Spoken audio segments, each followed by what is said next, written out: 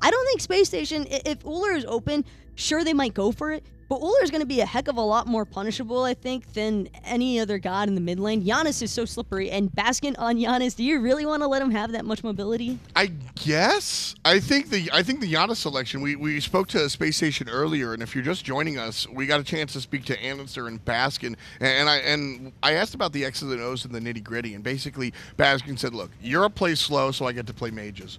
North America plays fast, so I get to play hunters. And so when we look at Baskin and this team going forward, I mean, it's really up to what eUnited's going to pick, because that's one of the luxuries that Space Station Gaming have by having a transcendent player like Baskin is homie can play literally anything he wants to play, and it will be successful. Also, eUnited don't need to ban Ullr, because I can't think of a single situation where Space Station go for Ullr over Serqet.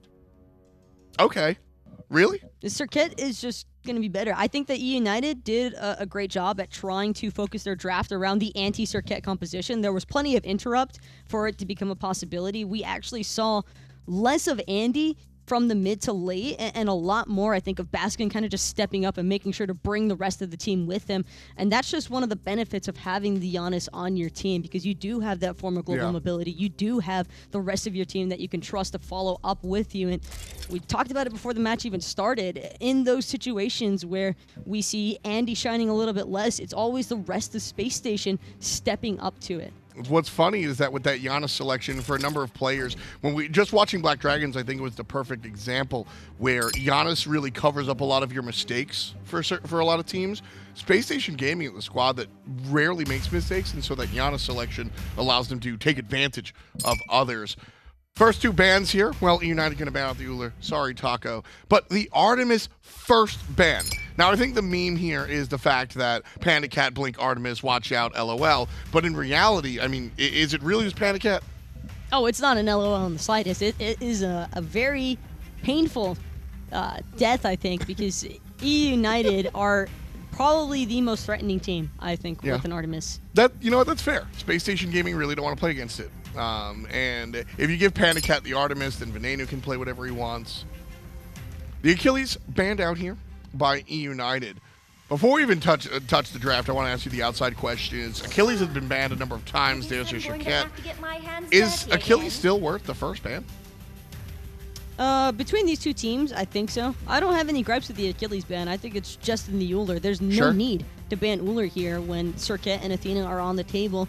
eUnited could choose to try and take the Athena for themselves here yet again, or they can leave it open. There's also still a small likelihood that Space Station chooses to go for the Sylvanus. Jeff's been running a ton of that for this land, and Geb even can be really strong too for dive. Also, just a side note, eUnited opting for the secondary pick as well. In these best of threes, if y'all are unfamiliar, the loser gets to choose where they want to play, either first pick or second. Recently, second pick has been a little bit more popular. I think that most teams would just prefer to see the god that the other side will prioritize, because in a sense, having the ability to fully counter draft your opponent is always just a nice benefit. You just run the risk of letting them get a composition that is incredibly ideal for them. Well, what I love about the game right now is that there are, the way Smite feels like, and I'm stealing this from Reddit, it was a great Reddit comment, was that the balance of Smite right now feels like there's like 10 upper echelon gods, so you don't even have to worry about banning out the broken, ridiculous stuff, because there's a whole bunch that everybody can get. Then the rest of the cast, and then Upwatch. But you can kind of pick whatever you want. And the idea of banning out the really intense stuff is kind of a fallacy. When we watch these top tier teams play against each other, they're banning out comfort picks. Terra and Artemis are those top, they are top tier bans, but they're specific to eUnited. So, Sylvanus, first pick for EU. Going to be followed up with the Hachiman. I am not surprised about the Hachiman. Talk to me about the first pick tree. First pick tree, PBM. Got an okay Sylvanus. I don't want to call it great because you trolled Venenu with it earlier, so hopefully that's not going to be the case here in game number 2 for eUnited. And I doubt that we'll be seeing any of those famous PBM pulls, because he needs his mid laner to stay alive. I mean, their land is on the line right now. Well, the lane is going to be in their favor at the very least. Sylvanus and Hachiman, ton of push potential there on the left side of the map. So wherever Space Station Gaming goes here, they can kind of say, all right, we're not even going to fight the lane. You've got options. I don't know, because I look at Serqet and I look at Sylvanus and then I look at Serqet again and one more time back to Sylvanus, and all I can think about is that Dignitas versus Space Station game and Jeff trying to move. Yeah, Sylvanus has the old Ymir problem where he just doesn't walk fast. He doesn't do anything mobility-wise. He's got a knockup, yeah, which is nice if you can catch him, but I just get that feeling. It's like that sinking feeling in your gut, you know, where you're just like, wow, this draft already feels really awkward. What's funny is that Space Station have Serqet and eUnited grab two characters that are going to push up in the lane the entire time. Serqet, Andy was ganking for BaRRaCCuDDa all throughout their competition versus the Latin American team. So when we watch Space Station Gaming here, this is set up so that the dual lane will lose and eUnited will push into it, and then Serqet will come and wrap around behind them. I mean, I can see this from the first three picks. eUnited just need to be careful if they do look for those purple and red buff invades that they're actually able to confirm them. I think not having hard confirm on buff invades early on is always going to be very risky territory to try and play around in. The Hercules pick up again for Aquarius. I have no issues with that whatsoever. I think that's something that clearly worked out pretty well for them in game one. A couple of hiccups here and there, but that's just bound to happen when you're trying to tank the entire universe. I love Hercules. First of all, I love Hercules. And stop. Second of all, I think Hercules is a great pickup for Aquarius in general. I talked a little bit about how Space Station Gaming picked up Aquarius, and he was a great role player. And throughout the spring split, he's become a star in his own right. And here at this LAN, SSG has given him the tools to succeed as that high-pressure solo laner, and it's been really fruitful. But this is a double whammy for me because Hercules is great in the hands of Aquaman, but also is one of Benji's premier selections. And we were just kind of complaining about the lack of pressure Benji had on the Sobek pick, taking that away from Hercules. Yeah, I know this could call it other choices, but it's just one other point. I almost feel like they're probably just going to opt for the Robin ban yet again here from Space Station. eUnited, smart response, taking out that Fafnir. That clearly worked out really well for Space Station in the previous match, so I think that's always just best to not allow BaRRaCCuDDa the option. But I'm concerned because I feel like we already know what's going to happen next. And what god is going to pop up on eUnited screen. I'm just hoping that it's a Chulainn or literally any warrior that can actually box I'm really rooting for the Chulainn. The Sobek works against a Hercules on paper because theoretically it has the heal, the anti-heal and sickening strike. God bless. Chulainn. You like that one? Is that a good accent? Chulainn. Well, let's vote. Can you do one? No. I think everybody already heard my Scottish accent, and I'm pretty sure Vote's still a little testy with me about that one. I can't blame him. Athena being hovered here by Space Station Gaming. Chulainn will be able to bang against Hercules, and I think that's a great choice for eUnited. They took away the low-pressure solo lane. They add to the high-pressure. That's going to be a very nice matchup. Should stalemate, if you ask me. Space Station hovering the two global characters here in Athena and Janus, and I think this would be a very nice look paired up with Jing, who can also sort of fly to the battle. You got to be careful, though, with going for this pure global investment, if that is the direction Space Station wish to take, because it is a low damage output pretty early on, and normally with the Serqet, you'd like to see a bit more aggression as a possibility. I think that early game, Janus, Athena, Jing might struggle a little bit there. Sure. Serqet, Andy Serqet specifically, doesn't seem to like to make plays before level 6. I mean, he wants to get that ultimate online. We really don't see Andy play that hyper early game Serqet, so it'll be tough for Space Station Gaming. They have to tread water, essentially. There's no early game commitment here from SSG. They're just kind of thrown out there without any floaties and have to kind of hope that things go their way because eUnited do have some options.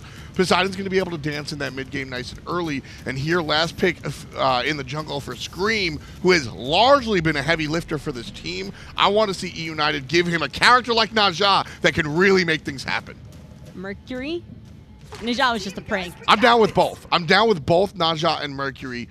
Mercury can sort of make things happen early on with the special delivery and set his team up and then really take strides in the mid-game. If eUnited do a good job of sort of maintaining that nonsense, then Mercury can bring the game to the other players. Space Station Gaming have a big hole in that early game, and eUnited have to exploit it. I'm more a fan of the Mercury than what I would have been of the Najah. I think the Najah has just felt a little bit too punishable here in Season 5, and so I'm looking forward to seeing what eUnited's response is going to be. Personally, I feel as though this is going to go all 3 games. I think the world's on Scream's shoulders right now. Taco's got 3. We'll see what happens. Casters, bring us the action. Well, we are ready now for Game 2 between Space Station and eUnited. Finch and Aggro here to bring you the call. And this is it. eUnited got a win here. They're going home. They're packing their bags. It's done. Space Station with a chance to take down the world champs. And Space Station gets a very similar composition to what they had last game, but the big difference is eUnited's comp. Man, that duo lane so much better at defending their own red buff, and I love that eUnited prioritized Sylvanus, Hachiman, 2 gods that get pressure in lane, can defend buffs, can invade buffs very well with their first 2 picks. Love their adjustment. Well, the poll is up right now, so go ahead and vote in Mixer Chat and let us know what you think. You were talking, Ryan, about some of the differences between the comps from first game and this game. It's also good to see Benji on a warrior this time instead of on that Sobek. That could potentially be a big deal, him having a matchup he can win with in lane a little bit easier. Exactly. So let's say eUnited's plan to defend reds doesn't go like they want, and then now they're still losing red buffs consistently. Now they have the option of playing aggressive on the other side of the map as a response. They don't have to defend that red do or die. Now maybe Benji's the one who's going to be trying to invade all the time on the blue buffs, on the XP camps. That gives eUnited another option if their initial plan doesn't work. Another way to win this game out as we move into Game 2, one that eUnited absolutely must get for themselves. Scream is also going to be on the Mercury this time as opposed to playing on the Nemesis in Game 1. Wow, look at how the polls have swung, Ryan. It was eUnited last time, wasn't it? I wonder if Baskin doesn't get Janus what that percentage is. Let's say Baskin's playing raw. It's like 56%, something like that for Space Station. You know, it's not that high. I really do think that everyone is just on the Baskin Janus train, and I can't really blame you, but we have seen some of Baskin's most lackluster performances this split have been on the Janus. He's had a couple rough games on it, and I don't know that I love it as much with this composition. You're getting less guaranteed damage out of Jing than you are with Hachiman, so Baskin needs to be guaranteeing more damage himself.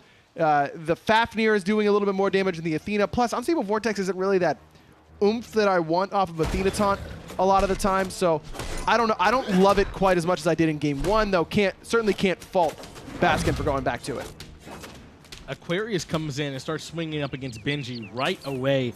And I'm a little bit surprised Aquarius is the one going aggressive. He went for the boots 1 instead of some of those extra pots that you sometimes see. Benji is not going to have that little bit of extra movement speed helping him out, but already getting some good damage in, coming back to the blue buff and ready to roll. I like the adjustment that we saw there, though, from Aquarius and andinster. Instead of going to the XP camp like most junglers will, is Andy in some trouble here. Scream is going to be able to grab him. No beads for andinster. And he could be dead here. Needs to get out of combat in order to blink away, but he won't be able to. First blood goes eUnited's way. Andy just sticking around. And just as I was saying, I love the idea to get Aquarius to his blue a little bit faster, lets him hit level 2 a little bit easier potentially. It does hurt andinster. It leaves him to level 1. Can't clear the right mid harpy. Stuck in the whirlpool, and Ven and Scream punish him for it. Now, I'll remind everybody, andinster did get kind of caught out a bunch in Game 1, and we all saw how that ended up ending up with a win for Space Station Gaming. The difference this time, though, is BaRRaCCuDDa on as much of a hard carry as it was in Game 1 with that when he was on the Hachiman, like we see PandaCat on right now. Is he going to be able to dominate this lane the same way?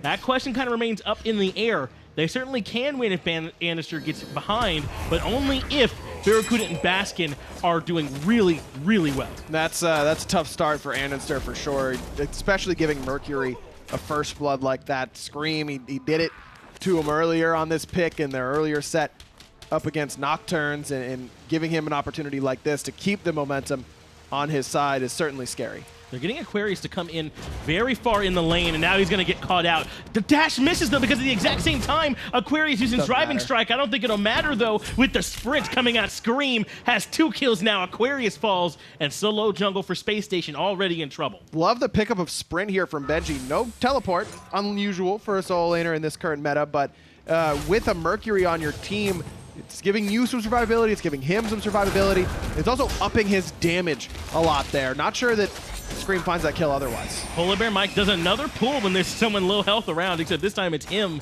JeffHindla and BaRRaCCuDDa forced to use the sprint, and they'll use that to try and find some more damage.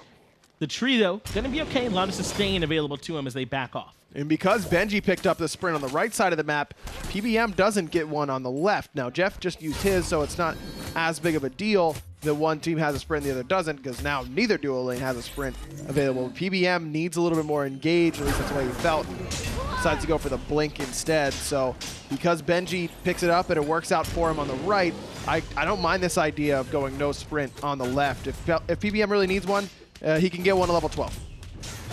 Hopefully it ends up working out for him. I don't know. I mean, the tree is already pretty easy to get caught out. I don't know how much a sprint or another defensive relic might end up changing that for him, but certainly it's one less thing andinster's going to have to worry about if he does want to try and catch out PolarBearMike. That's a good point. Does sprint really help him against something like a Serqet that's doing true damage with her ultimate? Most likely not. I think it's the right call in this situation to avoid getting up or getting that sprint and instead have the option to be the aggressor instead of the aggressee. Is that a thing? You get aggressed on? Yeah, does that make you an aggressee? Yeah. I mean, like, yeah, that sounds right. It definitely does not sound right. It might be one of those like technical right things, but no one says that. No, I wouldn't say it in normal conversation, and hopefully there'll be a chance for eUnited trying for Spacestation to say it here, I guess, if they can be the aggressor with this blink. We'll see how it works out. I gotta feel like that is one of the good ways to try and slow down a Serqet. Defense through offense, perhaps. Not gonna be a chance to wrap around on me if I'm just starting the fight, right? Maybe that's the idea. Scream's level 5 and andinster isn't, but Baskin was looking for the portal. Scream Good able dash. to dash out just in time. andinster down a very significant amount of XP. The gold is one thing, but being down this much XP, over 130 XP per minute right now for andinster is really, really tough.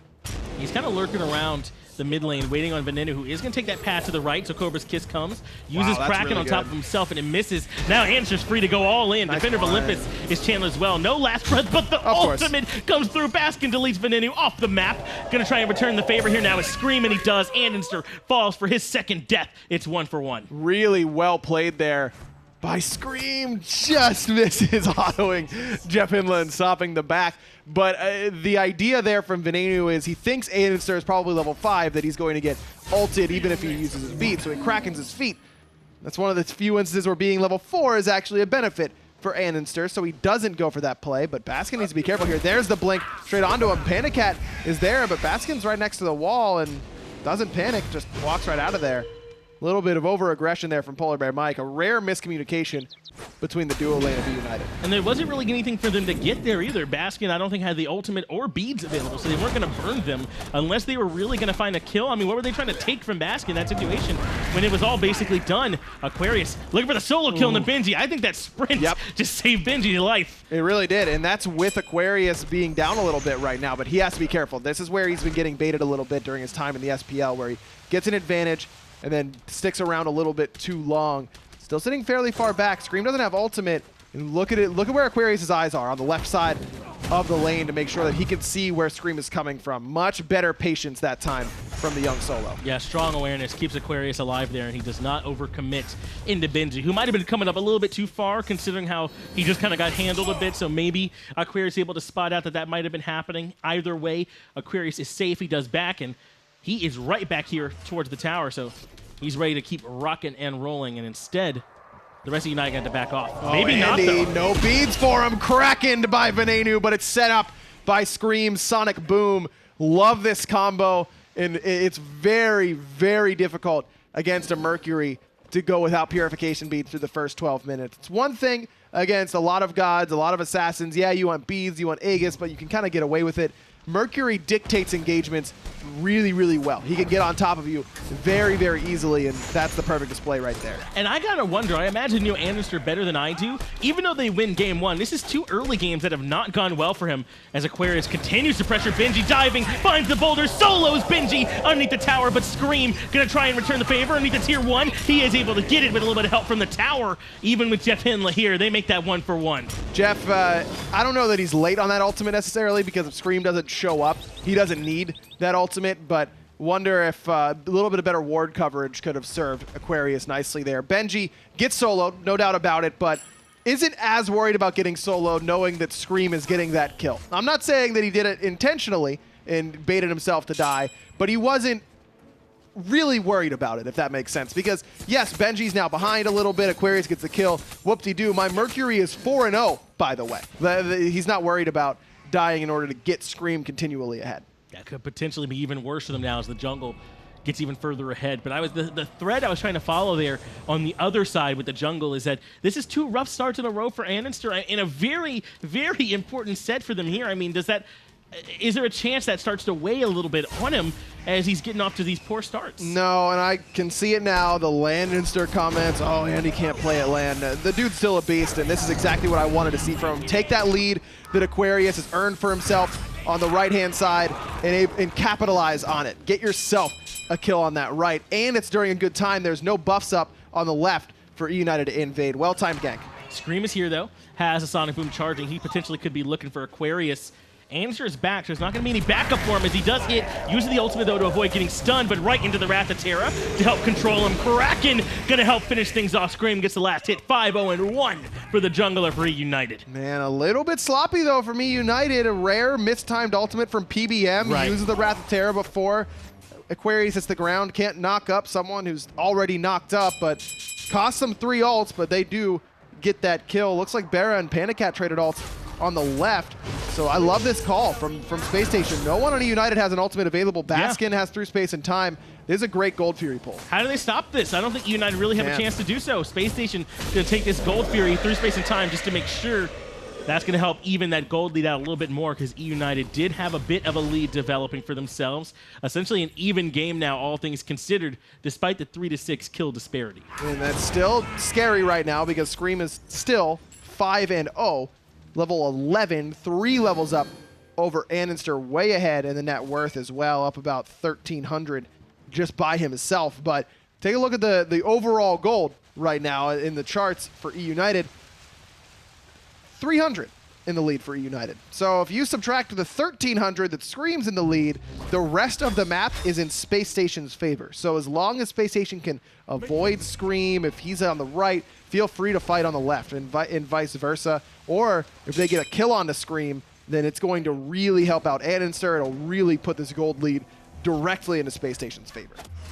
And wow, they go to the Warrior for Benji, right, to try and give him a better in-lane matchup. And Aquarius comes in and kind of puts the hands to him, and he set that tone early. Remember, he comes into the lane, driving strikes, gets an auto attack in there too, and puts Benji down low early on. Aquarius had came into this lane fighting, and this is supposed to be the one that Benji's supposed to come in fighting with the Warrior matchup. And I love Aquarius's build too, because he knows he's getting camped, and just a little bit of physical protection from Glad Shield not going to be good enough. So he just goes for the big physical defense item right away with the Breastplate of Valor. This is going to give him much more protection against Scream and Benji combined. I'd love for his next item to be something like a Midgardian Mail that'll give him even more physical protection, a decent chunk of health as well, and then the passive, which will also really help him out. I think that if he continues to focus on getting tanky against the physicals, by the time the Venenu gets to him, it's not going to hurt him too much, because by then he'll have been able to pick up another magical defense item. Yeah, I got to think the ganking Aquarius window is starting to shrink at this point. I definitely agree with you there, Ryan. So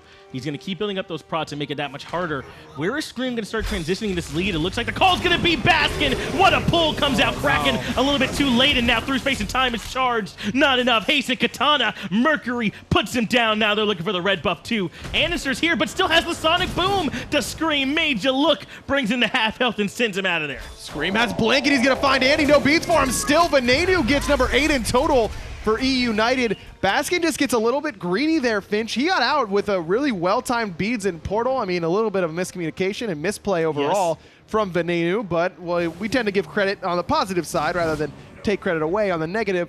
But then he turns around and throws an Unstable Vortex before trying to just ult away. You got to just accept that you got out of there and got a little lucky and try and get out of danger. Instead, he tries to make the big play, turn around, and it ends up costing him his life. Then Andy falls after that. Oh, this could be trouble for Scream. Teleport's coming in. BaRRaCCuDDa body blocks him. Driving strike. So good. Pins him up against the wall. Aquarius punishes Scream. What a huge bounty that goes over to Aquarius now on the solo laner for Space Station, and defends the tier 1 tower. So important there. Scream was off to a massive tear. Was at 6-0 at that point. Now, as you mentioned, Aquarius gets a big bounty. Doesn't lose too much on this right-hand side. Baskin's coming over to cover him anyways. and getting Scream on the respawn is so critical, because this is just time that Andy can farm. PolarBearMike in trouble now, driving strike, rotation from Aquarius, paying tremendous dividends for Space Station Gaming, and BaRRaCCuDDa finds a kill. JeffHindla does get hit by the tower, so PandaCat is able to take that, but the tier 1 falls in return. Space Station are answering back. Man, so close to being a really nice play there for Space Station. If they could have gotten that kill, the tower, and let Jeff survive, that would have been a huge bounty for them. But overall, still worthwhile, I think, to go 1-for-1 there. Even though both hunters get the kill, BaRRa's playing at a very high level right now. You want to keep giving him confidence, in my mind. Let him get that kill and keep his personal momentum rolling. We asked earlier, Ryan, where was Scream going to start looking on the map to start expressing the lead that he's built up for himself? Because it's been very largely a lead he's just made on individual play. He's looked excellent so far. Well, the call was to look for Baskin in the jungle. Is that going to be something repeatable for this Space Station squad? Could be, but andinster is still mighty tasty right now, still without purification beads, doesn't have a defensive option quite yet either. So I think that until Andy hits 12 and Baxton buys beads, you got to be looking for him consistently. But I'd like to see Scream start looking for BaRRaCCuDDa, because Baskin is going to be doing pretty good damage, and it's really hard to lock him down on this Janus. But you can burst Jing before she gets up into that airstrike as a character like Mercury. That big first auto that you get with your passive that charges up based on your distance traveled. Even if Scream doesn't have it charged up, Sonic Boom, that's distance traveled. You fill that up based on that ultimate. So if you hit a long Sonic Boom straight into an auto attack, BaRRa would need both relics and an ultimate to even have a hope of surviving. Sonic Boom is going to come in onto Aquarius. He has the Thorns popping, uses the ultimate to get some damage, but not much comes. Finally, Defender of Olympus is being channeled, and I think that's going to be enough for them to retreat, but Benji has not left in time. Now he's getting taunted back in, driving strike, and it's good damage through space and time. Means that Baskin is here, and Portal takes care of Scream. No, Aquarius is the one that falls, and Scream is on his way out. Wrath of Terror keeps JeffHindla from following, but Baskin's going to try and chase him down. Oh, Baskin now in a tough spot. Scream, he sees the pings, and he's going to get out of there, but Andy falls on the backside. He will get the kill onto Benji, though, when the poison spreads onto PBM. Venenu still here, low on mana, but healthy enough. Beads forced by Baskin there. Now Venenu, yeah, no mana left. He's got to use the Aegis in response. PandaCat on the long rotation in, but has that ultimate available. Oh no, Baskin. Not that way, buddy. Mounted archery comes through. Looks like he doesn't actually get the damage from it, so Baskin is going to be okay. Wow, what a fight. I cannot believe that was not the worst fight for eUnited. Instead, they managed to get 2 kills. Aquarius and andinster both had to go back to base. Now eUnited coming towards the Gold Fury. They do have Sylvanus sustain, but these health bars are low, and BaRRaCCuDDa's here with airstrike ready. Dashes in and looks for it. No, it takes just a moment too long on that airstrike to go off. The auto attack may have been the better option, because it got very, very low. Maybe BaRRa might be kicking himself after that one, but you got to respect the attempt, and a lot of those are complete coin flips as is. Going back to that fight on the right-hand side, I feel like Baskin's ultimate was a little bit late there, and it's really because I doubt he or really anyone else on Space Station expected him to live in that situation. I mean, Thorns was well-timed, and a good Athena ultimate from JeffHindla, but if Baskin gets there a little bit earlier, I mean, he bursted Scream down with 1 unstable vortex, nearly killed the man right off the bat. Scream able to escape, though, with what must have been 15 to 20 HP off that portal is really, really brutal. Sonic Boom gonna hit Baskin. They've got him caught outside the portal, and he is done. I gotta ask you though, does Baskin think Scream is dead off the portal damage? Yes. Because I think even an auto follow-up is enough there, but 100%. He turns away. I think he assumed Scream would die from portal. He's worried about the Kraken that's coming at him from Venenu. There's a lot of chaos being caused by eUnited in the middle of that engagement that prevents any sort of auto attack. But you're right, one auto attack definitely does it. Fire Giant. We're not even 17 minutes into the game. Aquarius is here. The rotation coming in from BaRRaCCuDDa as well, but Kraken goes onto the Hercules. A lot of commit, but they do bring him down. BaRRaCCuDDa gets a good crit on the PandaCat, who's forced to retreat. They all walk through that firewall. eUnited are low. Space Station just need a way to catch up, and andinster with the blink is going to do it. Benji gets caught, brought right back in, and deleted. He blinked right into the poison. Now he's going to die to it. andinster going to be able to finish him off in that pool. BaRRa diving to tier 2. Gets a double kill now, a triple kill for andinster. Just perfect execution by Space Station, but eUnited has got to be feeling awful after that. That is one of those situations where Benji is just got to be the lamb. You just got to say, sorry, bro, you're dead. But there, Andy A little bit of serendipity for Space Station. Scream blinks in right before Benji falls. And Space Station don't win the game off this Finch, but man, does it slow all of the momentum that eUnited have. This could be even worse, though, if the Fire Giant goes the way of Space Station. I don't think that the troubles are over for eUnited. They pull this Fire Giant. I don't think they have nearly enough map control to make that call, and now they could potentially pay for it. PolarBearMike can't hope to defend against this Fire Giant up against 4 members of Space Station Gaming, and yeah, this is going to go down. Space Station take it, and now they turn this game entirely on its head. If you hear me question andinster again, feel free to smack me down. Unbelievable. Unbelievable. It's the little things. I want to go back and watch that whole team fight just at the very beginning. I just want to see if anyone misses a skill on Aquarius, misses an auto attack even. The fact that he gets that boulder off with that heavy commit onto him from multiple ultimates from eUnited, it's the right call, but it's still, the fact that he gets that boulder off, it was so critical to put everyone low enough. Without that boulder damage, no way Benji dies that easily to the last breath poison. No way Scream is low enough to die to that poison after that. Just a horrendous turn of events for eUnited. One of those where it just feels like the universe is against you almost. Everything stacked against them. The firewall was up on the exit out. They take a bunch of damage just trying to disengage from the Fire Giant there, aggro. I mean, it's a call that could potentially win them the game. If they get that Fire Giant there after getting Pyro, Gold Fury, that's a huge swing in eUnited's favor. And now they're in the driver's seat. It's too big a gamble, though. Now Space Station are the ones come to start taking tier 1s, tier 2s, getting enough gold to grab a lead. But Scream is on the backside. I think they know, though, pings are coming out. Relics are up right now for Space Station, rather. PBM is just dead, never even got the ultimate off. Jeff uses the shell right in time for that crack, and PandaCat gets clipped by through space and time. Then Baskin's going to be able to finish him off, and you can just feel the wind out of eUnited's sails right now. Deflated is the word that I would use. Tier 2 tower comes crumbling down. Space Station Gaming now grouping up. I think they've got their eyes on a Phoenix. Scream has got to back and get here to try and slow them down, but I don't know if they can even get it done. andinster looks at the Cobra's Kiss, can't find that. Venenu is going to get controlled and forced to retreat. They don't even have a Kraken to try and defend. Sonic Boom is going to disrupt the fight, but BaRRaCCuDDa able to get out with the airstrike and come right back in for more Phoenix damage. Phoenix still alive, though, taking a little bit. Nice Whirlpool. Bear has to use the Aegis. Phoenix still up for the moment. Benji takes half his health from the combo from Baskin, but Scream may have bit off a little bit too much. Benji does get Aquarius as the mid-Phoenix falls. Somehow, Scream able to survive, and now they'll get JeffHindla as well, most likely. So not all bad here for eUnited. Could have gone a lot worse. That certainly could have been worse. Phoenix does fall, though. In the end, Space Station had to give up Aquarius and JeffHindla's lives to make it happen. Baskin does get hit by the tick of the Whirlpool, but he is out of there with a portal, unable to grab Gold Fury with Space Station. I saw BaRRaCCuDDa making that rotation on the left-hand side.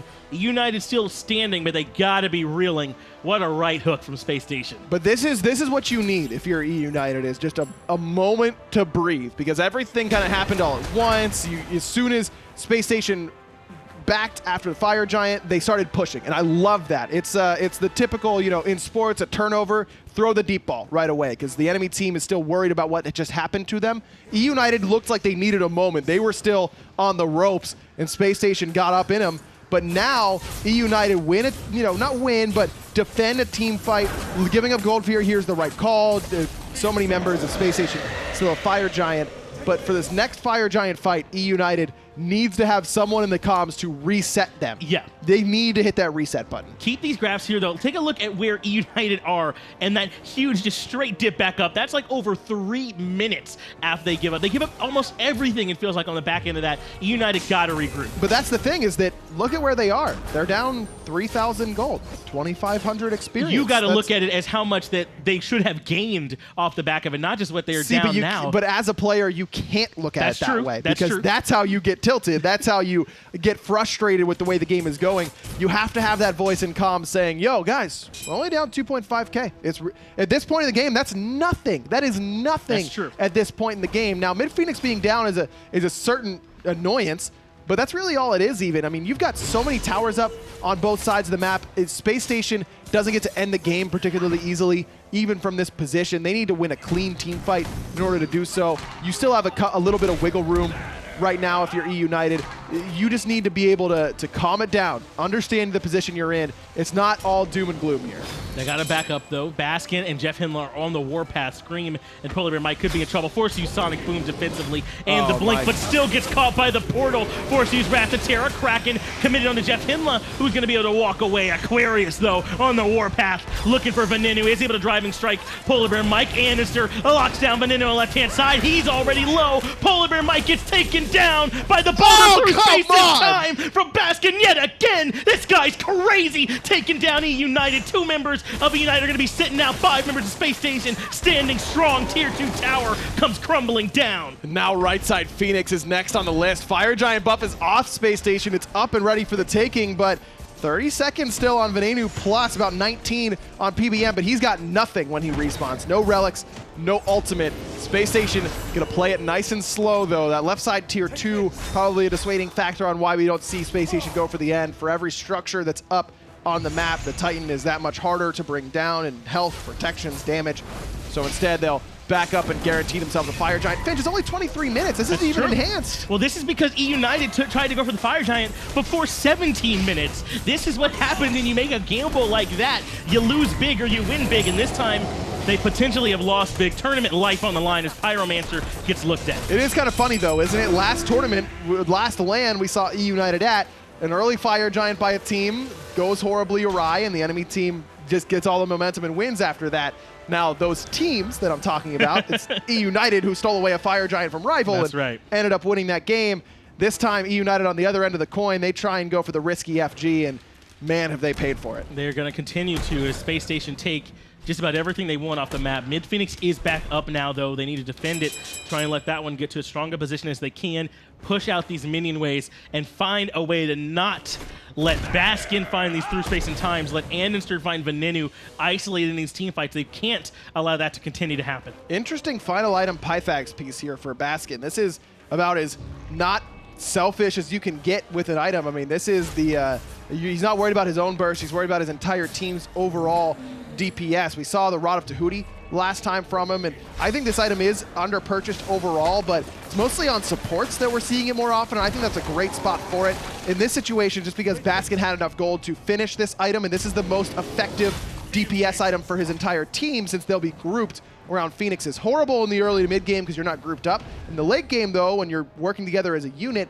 that passive gets a lot more effective. Doesn't feel like eUnited's LAN lives are on the line. This fight right here feels like it could be the difference between going home now and being able to stick it out. Mid Phoenix already weakened. Do not forget, it's at half health. PolarBearMike comes in. Benji as well. Sonic Boom on the Baskin, who immediately retreats. BaRRaCCuDDa half health as well, but he retreats on the backside. Through space and time, gets Baskin out of there. Almost clips Scream as the whole team comes in on the warpath. Venenu cuts him off with the Whirlpool. They defend the Phoenix for now and put on the brakes. I love that initiative, though, from eUnited. Don't let Space Station be the aggressors, be the initiators, try and catch Space Station sleeping, and they kind of did for a moment. There were too many people grouped up there from Space Station overall. Now, Space Station didn't invest that much to survive. That's the problem here for eUnited, is that it really only cost Andy his Blink and ult, and Baskin his Beads and ult, whereas 4 of 5 ults were used for eUnited. So if I'm Space Station, back, heal, march right back up there. Try and get in and start the push before those ultimates are back up and available. They do still have, though,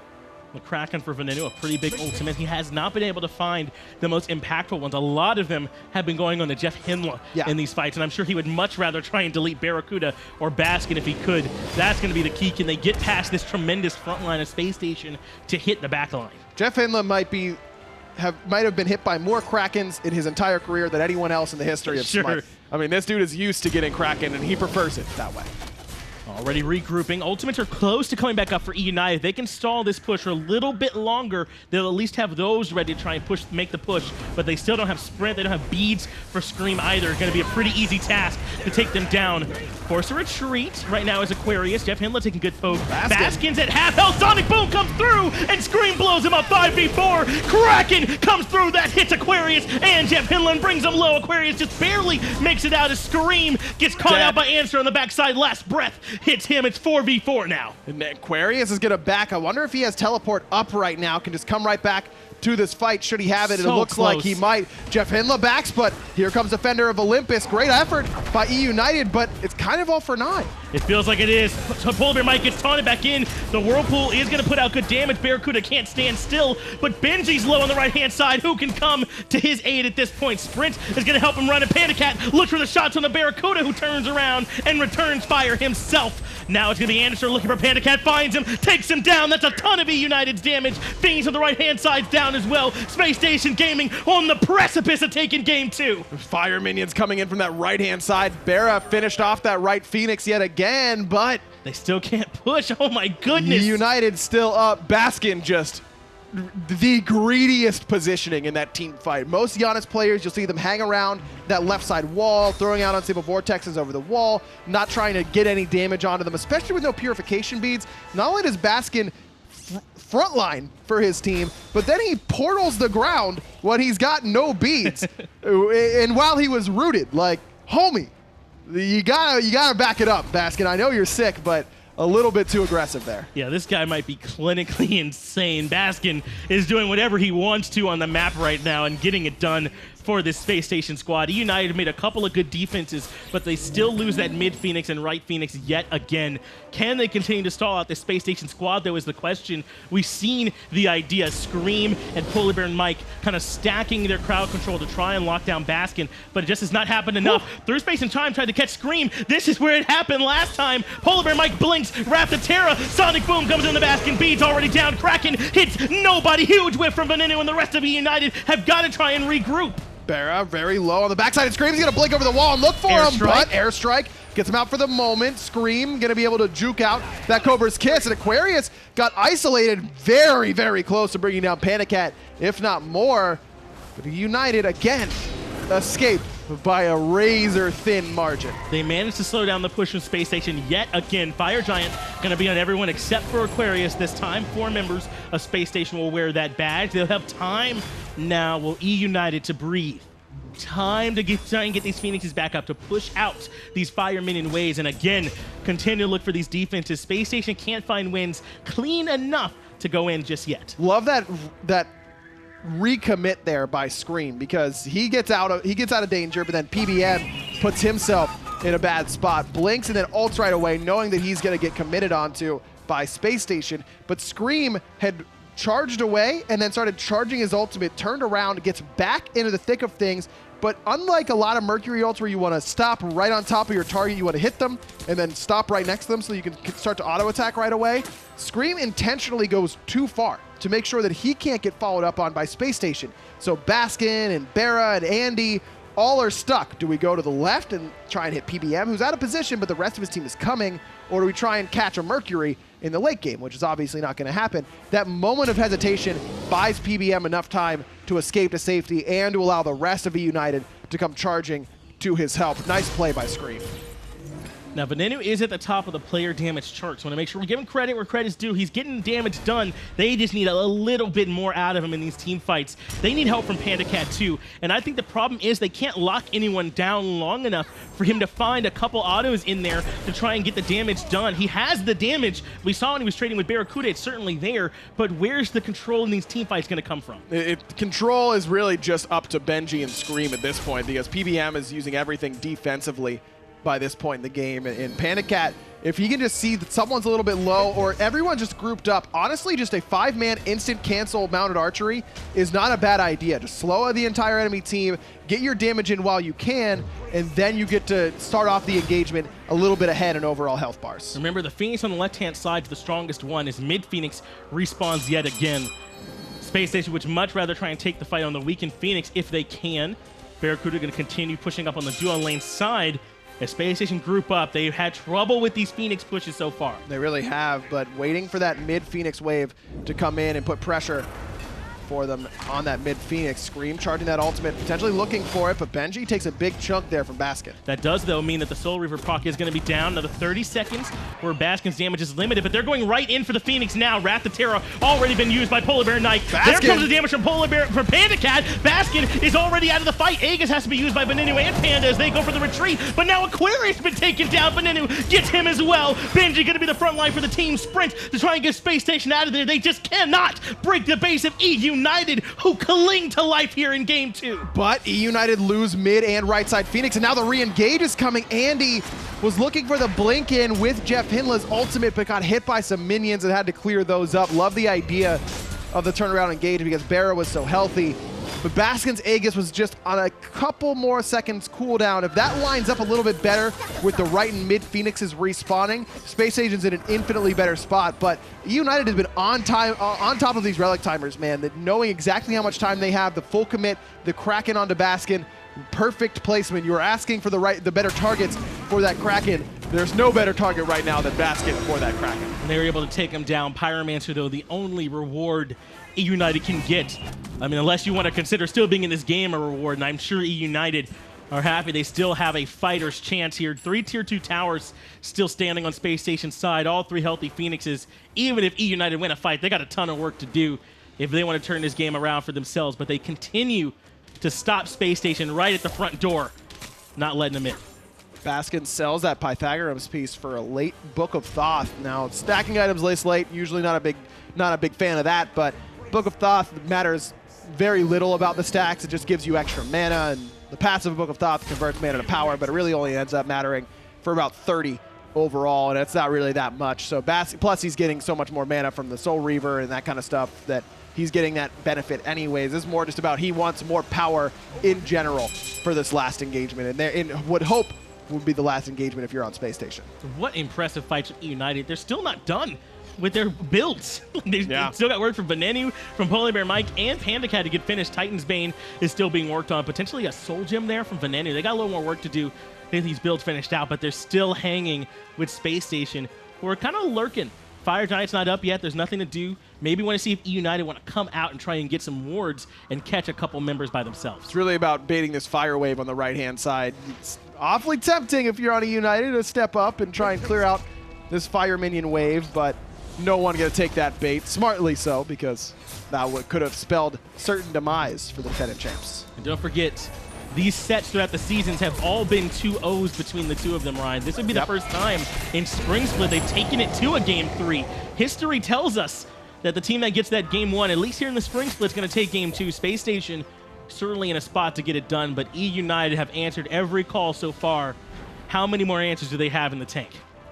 Now that they're mostly full build, though, I mean, Scream has finished off his build he had in the last engagement as well. And I got to mention that a lot of times you'll see junglers, when they fall behind or they're ahead and the rest of their team's behind, they'll start to transition into a little bit of a tankier build. I love that Scream commits to the pure damage because eUnited needs it. And that's their best chance, is to just blow up Basket as soon as possible. I think this is, we were talking on desk earlier about the Haitian Katana versus the crit build. I believe Scream went for the Haitian Katana earlier on, ended up selling it into the later game. Now looking for just that one big burst off that auto attack or a major look to find the kill against Baskin or BaRRaCCuDDa. I think this is a great idea from Scream.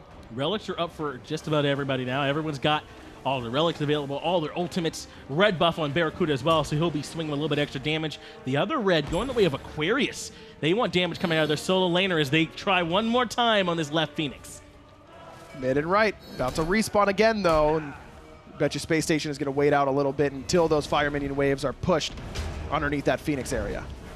Now the siege is on. JeffHindla and Aquarius again going to front line. Venenu avoids getting pulled in. Andinster lurking on the backside, trying to see if we can find any weakened targets. Phoenix on right coming back up. Mid Phoenix does have a wave there to help it out, but they've sent Scream away. 4v5 for a second on left-hand side. Scream is forced to try and help keep this mid Phoenix up. And again, Benji eats the Soul Reaver and Soul Gem proc from Baskin. It's a little annoying, but it ends up being more beneficial for eUnited. This is it. They're pushing in. JeffHindla and Aquarius are going to be the frontliners. PBM does knock up BaRRaCCuDDa, who jumps away. Now the damage can come back in. Whirlpool zones everyone out. JeffHindla continuing to step forward as Benji takes a good deal of poke.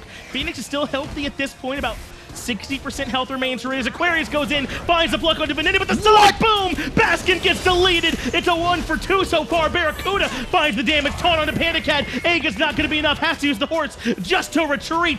Benji getting the shots. BaRRaCCuDDa double kill for the Hunter for Space Station Gaming. Now they're looking for PolarBearMike. Knock up. Andinster's there with him, but BaRRaCCuDDa can't find the shots. They don't need him. Titan under siege. Titan taken down. Space Station ready to take the set. eUnited eliminated from Smite Masters. The other NA competitor, Space Station, knock out their scrim partners, the defending world champions, in not exactly convincing fashion, but a 2-0 victory nonetheless. eUnited has got to feel like, man, that one Fire Giant call put them on the back foot for the next 20+ minutes. And they stood there, and they stood their ground very, very well. It just wasn't quite enough. Man, that's going to weigh on them. A call at the Fire Giant 17 minutes, not even 17 minutes into the game, could very well have decided their land fates already. eUnited are done, but Spacestation Gaming, the resurgence of BaRRaCCuDDa, Baskin continuing to perform here at LAN, andinster, even after a rough start, showing up for this Spacestation Gaming roster. If you're rival or dig, you do not want to drop down to the lower bracket and have to play this squad. No, and this has got to give eUnited a lot of, or excuse me, Spacestation a lot of confidence going up against whoever their opponent will be tomorrow, whether it be rival or Team Dignitas, because this is an incredible team for eUnited.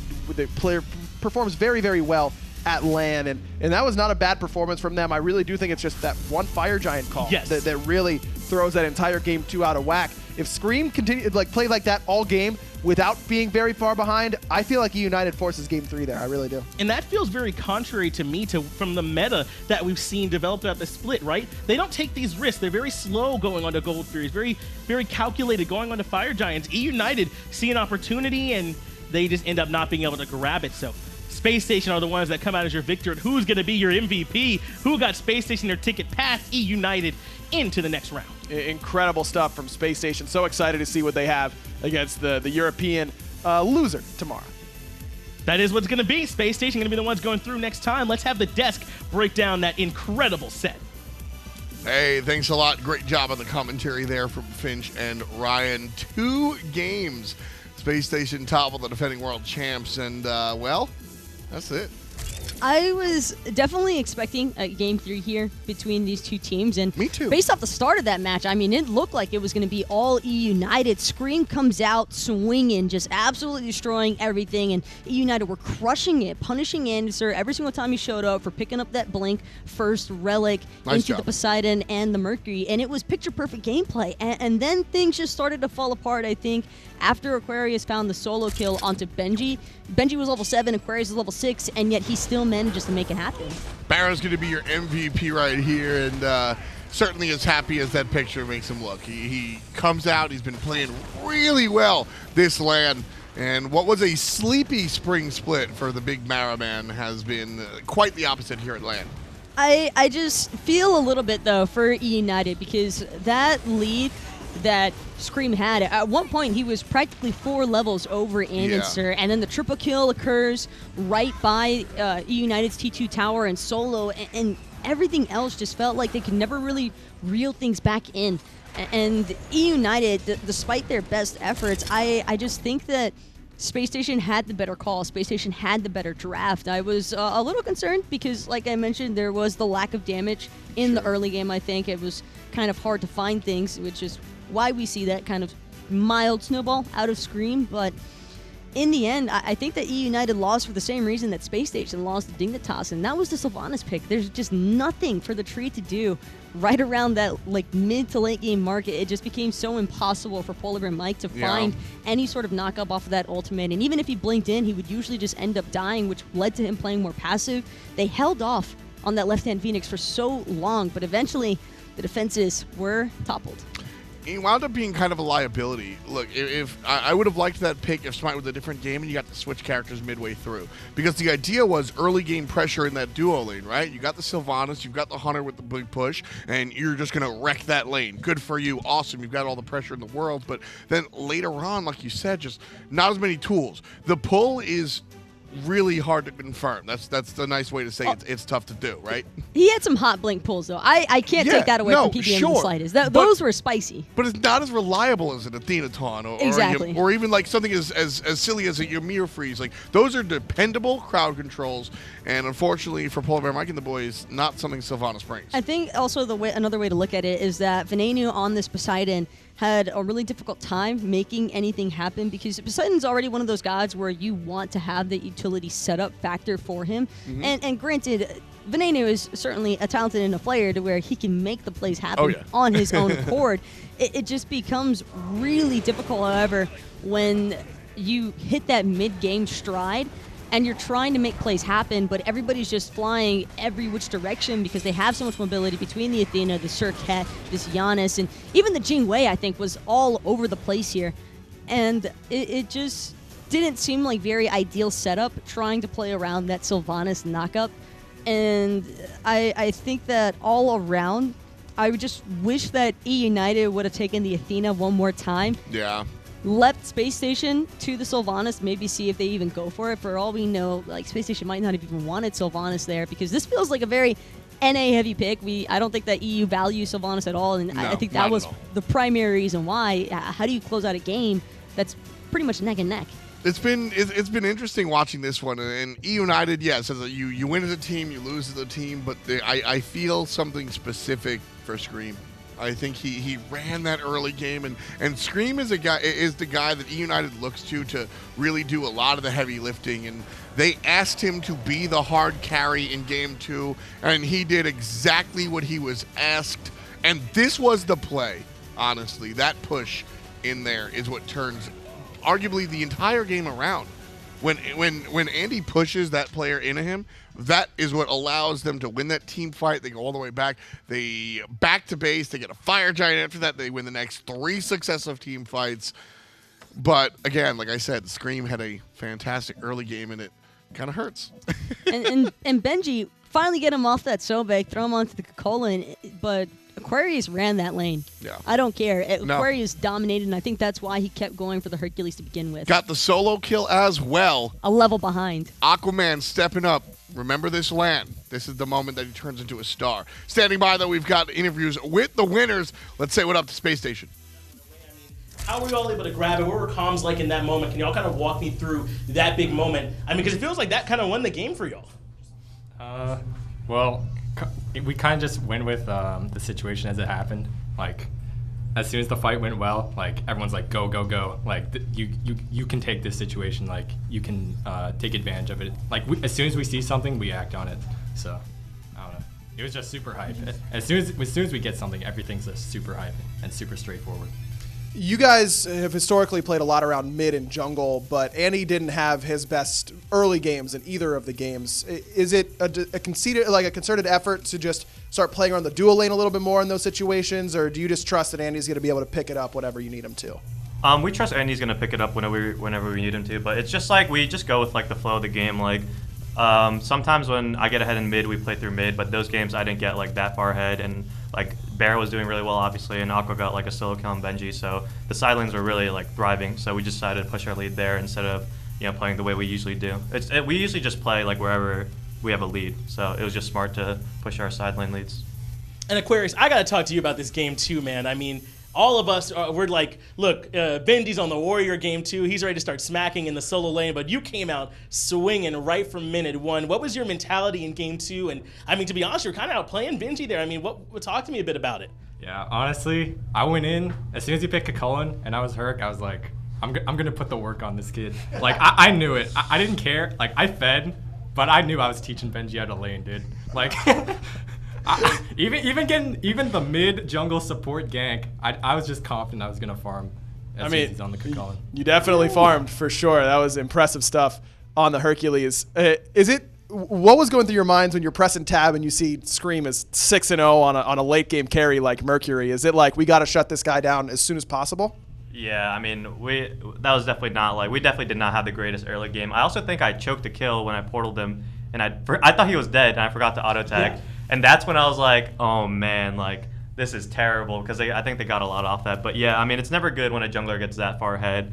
But I mean, like I said before, like, our side laners were also a little bit ahead of their side laners, not as ahead as Screammmmm was, but we weren't like, wow, this game's over. Like, we knew we had like conditions to win.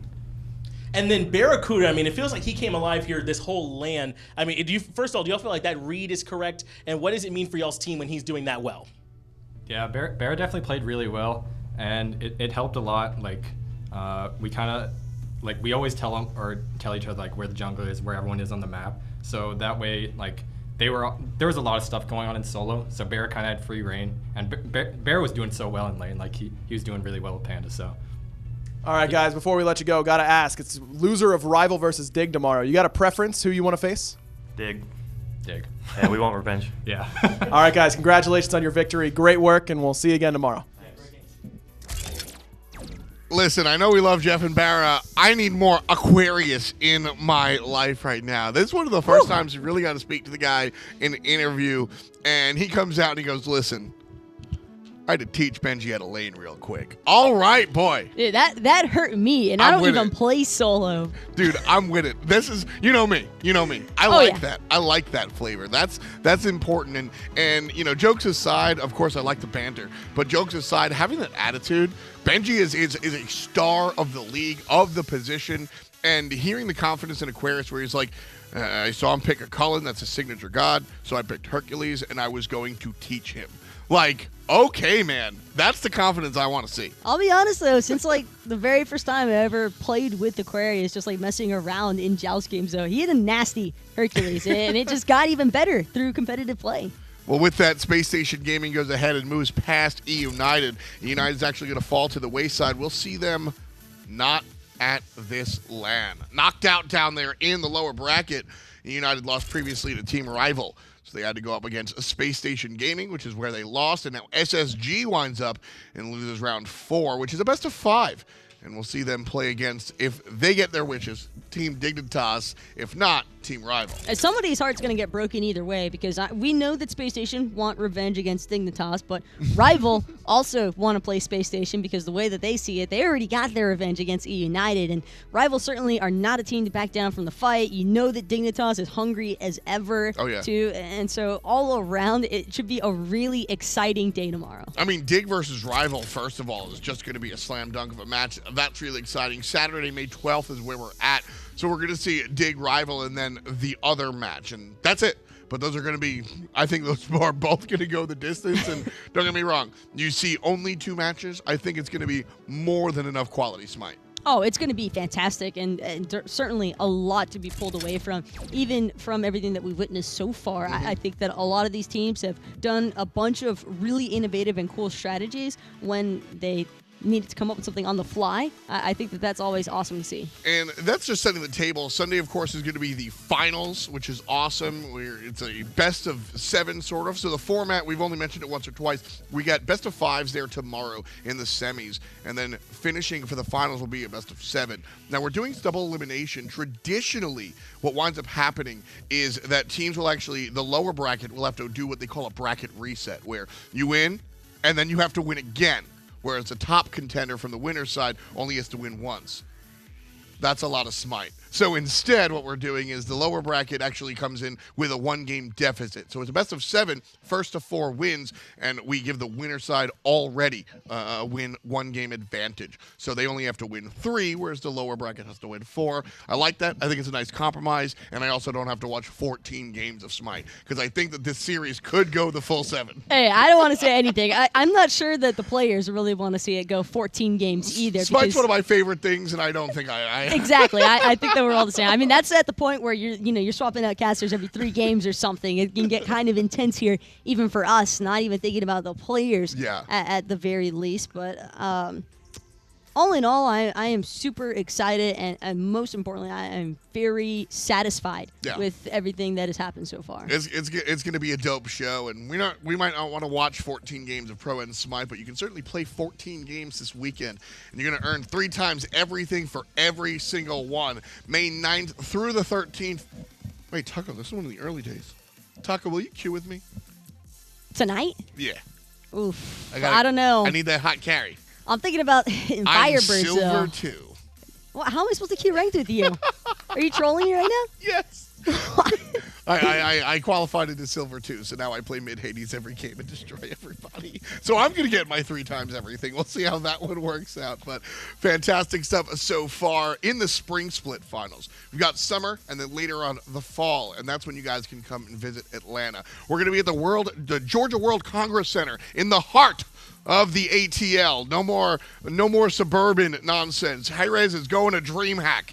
16th through the 18th. The big show comes down there. We've got Smite. We've got Paladins, both PC and console. This is going to be a big deal. Not to mention that there will be other events happening at the venue yeah. too. So you can get your Smite fill, and you can also look for everything else afterwards. I think that's always a bunch of fun with your friends, or even if you're just coming by yourself, a great opportunity to meet some of the players, meet some of the other fans, and just get more involved with the Smite scene in general. Yeah, that's the thing, is that it's a ton of fun. Being able to just mix and match with everybody has been a big part of why I continue to be a part of the Smite scene. The community is certainly one of the biggest parts of this for me. But the games are over today. So tomorrow, we'll go take a look at the semifinals. That does it for us here at hi-rez Studios on this Friday, though. For myself, Taco, everybody else doing the commentary, the production, the playing, and the watching, we appreciate you guys. We'll catch you tomorrow.